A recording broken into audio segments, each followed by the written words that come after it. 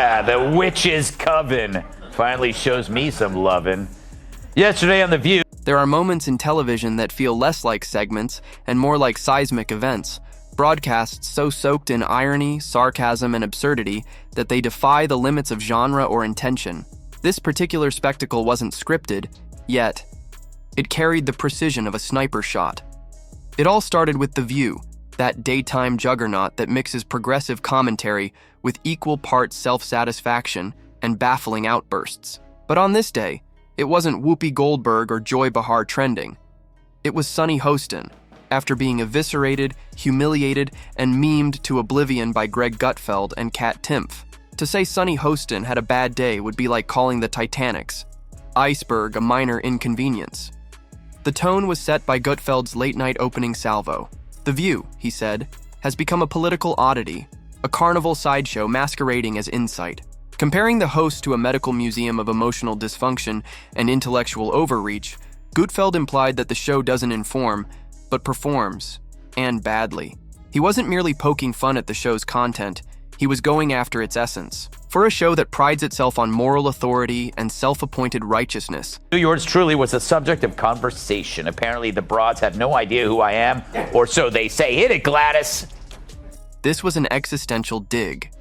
Timpf, known for her calm, deadpan, and sniper-like satire, joined Gutfeld for a tag-team takedown of Sunny Hostin that didn't even require her presence.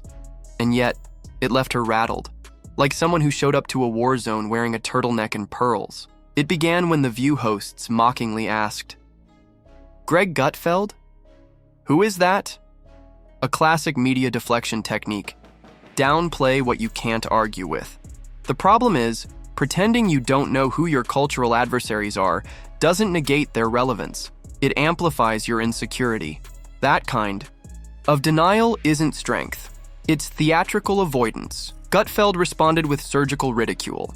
They said they don't know me? That's like Joy Behar saying she doesn't know carbs. Then he dove deeper, mocking not just the premise of their ignorance, but the personalities themselves, even lampooning Joy Behar's wardrobe with lines like, "It now smells like a humid day inside Joy Behar's muumuu." The roasting was relentless, graphic, cutting, and deeply personal, yet it was Timpf who delivered the most devastating blows without raising her voice. She didn't call Sunny Hostin out directly. I just want to hit myself in the face so I can feel something. You know, it's like so boring. She's like, yeah. She didn't need to.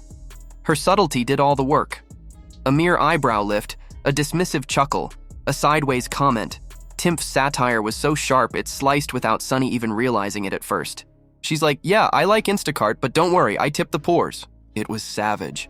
It painted Sunny's performative altruism as out-of-touch elitism, the kind that condescends while pretending to care.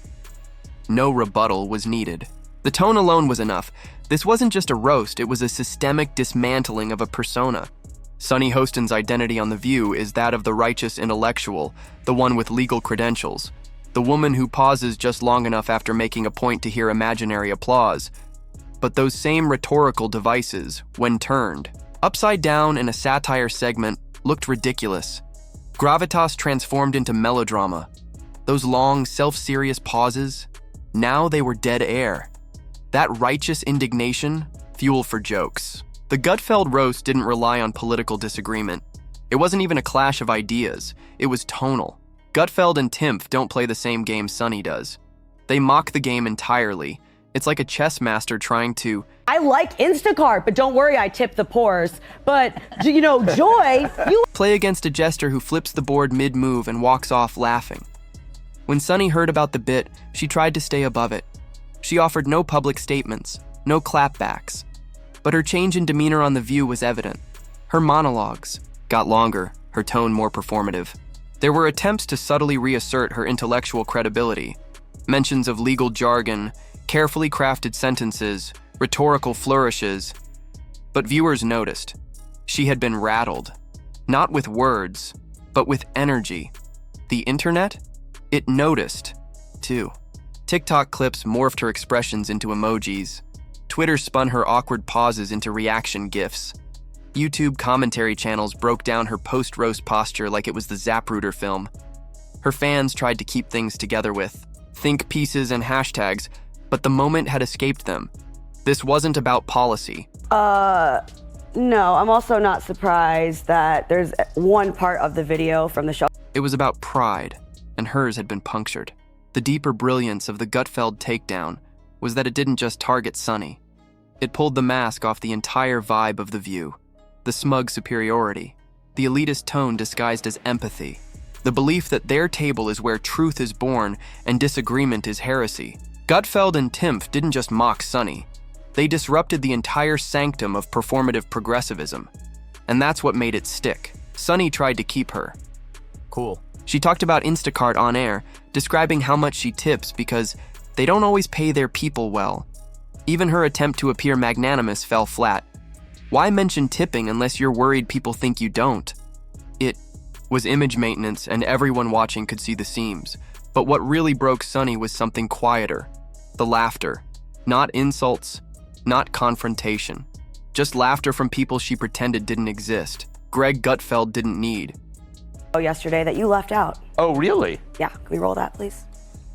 Sunny to admit defeat. He let her do it with every strained smile, every carefully calibrated sentence, every attempt to reclaim the high ground that was already washed away in sarcasm. When asked if she was surprised by their mockery, Sunny attempted to dismiss it, saying she didn't watch Gutfeld's show. But then she admitted seeing enough. She added that if she had nothing nice to say, she preferred to say nothing at all. That wasn't control. That was resignation. And Kat Timpf? She just smiled. She didn't argue. She didn't double down. She simply said that as a libertarian, she enjoys finding common ground with people, even those who think she's funny while mocking her politics. It was a rhetorical jujitsu move. Flip your opponent's condescension into a compliment, then walk away. You pretty surprised that they didn't know what this show was? What made this roast iconic wasn't the brutality. It was the psychology. Sunny Hostin wasn't dragged into battle. She volunteered.